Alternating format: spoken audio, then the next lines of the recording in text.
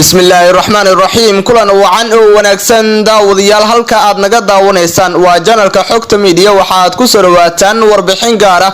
oo aan diradda ku saari doono abaabul ciidan oo ka soconaya magaalada caasimadda Muqdisho mucaaradka oo dhaqdhaqaaq bilaabay ciidamadii badbaado qaran oo Muqdisho soo galay isla markaana dhufeysyo ka sameysanaya agagaarka Barmuudo isgoyska dabka ilaa iyo sayidka wararkii ugu dambeeyay ayaan daawadayaal warbixintan idinku soo gudbi doonaa waxa ay ku wajaayeen madaxweyne Maxamed Cabdilaahi Farmaajo oo ku sugan Villa Soomaaliya oo sameeyay isku day afgambi u muuqday hadaba ciidamadan waxay amar ka sugayaan ra'iisul wasaare Maxamed Xuseen Rooble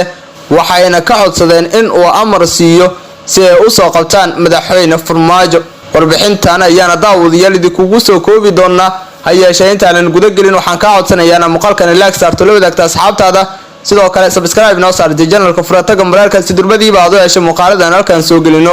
qaybta hoose ee faalada lagu gudbiyo commentiga daawada aragtidaada ku aadan xaaladda dalka inagula wadaag markaana ciidamada badbaadada qaran ee ku sugan ama qabsaday xaafado ku dhow Villa Soomaaliya ayaa waxa ay la hadleen warbaahinta waxa ayna sheegeen ujeedka ay damacsan yihiin saraakiisha ciidanka badbaadada qaran oo shir jaraa'id ku qabtay meel u muuqata madaxtooyada Villa Soomaaliya ayaa ku goodiyay in ay soo qabanayaan madaxweynihii waqtigu ka dhamaaday ee Soomaaliya Maxamed Cabdilaahi Farmaajo saraakiil wale ciidanka badbaado qaran ayaa ka codsaday ra'iisul wasaare Maxamed Xuseen Rooble in uu ka warwareego oo muddo dambe uusan u qaban si Farmaajo ay u soo qabtaan sidoo kale sargaalkan oo shirka jaraa'id ku qabtay afafka hore ee barta control ee u dhow taalada sayidka ee laga ilaaliyo madaxtooyada dalka ayaa sheegay in haddii dagaal dhaco aysan burburi doonin wax ka badan 1 kiiloomitir ee Farmaajo uga jiro magaalada caasimadda Muqdisho dhowr bilood ka hor ayaan ka tagnay halkan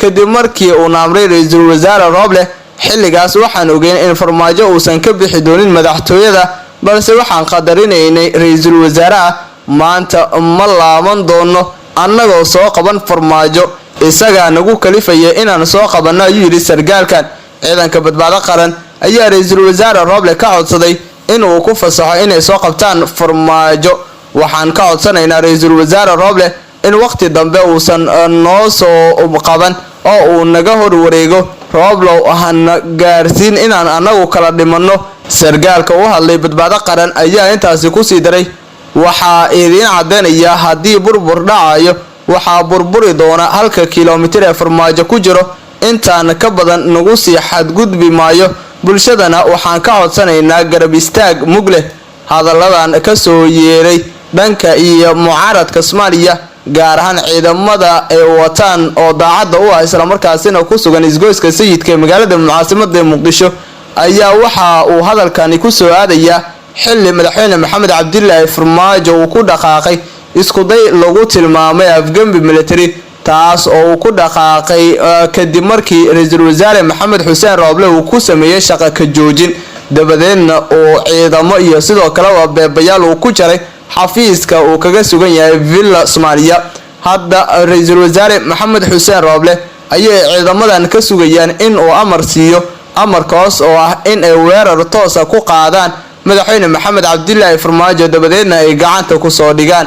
amarkaas haddii uu soo baxo xaalad halis ah ayuu dalka geli doonaa walow ciidamadan ay sheegeen oo kaliya in ay burburi doonto 1 kiiloomitir oo uu ku jiro madaxweynaha waqtigu ka dhamaaday haddase waxaa markaasi cabsi muujinaya qaar ka tirsan dabadhilifyada ama caloosood u shaqaystayaasha kuwaas nool madaxweyne Maxamed Cabdilaahi Farmaajo oo u adeegayay 5 sano ee xukunka joogay iyo sidoo kale sanadkii sharci darrada uu ku fadhiyay xukunka ra'iisul wasaare Rooble ayaa kulan la qaatay mucaaradka Soomaaliya Cabdikariin Xuseen Guuleed iyo sidoo kale waa dhanka Cabdiraxmaan Cabdishakuur Warsame ayaa waxa uu ku qaabilay madaxtooyada Villa Soomaaliya gaar ahaan xafiiskii laga hor istaagay ee ciidamada daacadda u ah Farmaajo lagu jaray waxaana kulankaasi looga hadlay sidii arrintan meel looga soo wada jeesan lahaa iyo sidii loo dardargelin lahaa howlaha doorashooyinka oo uu xil saaran yahay ra'iisul wasaare Maxamed Xuseen Rooble waxaa markaasi jirta kulan ay yeesheen markaasi dhanka xildhibaano iyo sidoo kale saraakiil ciidan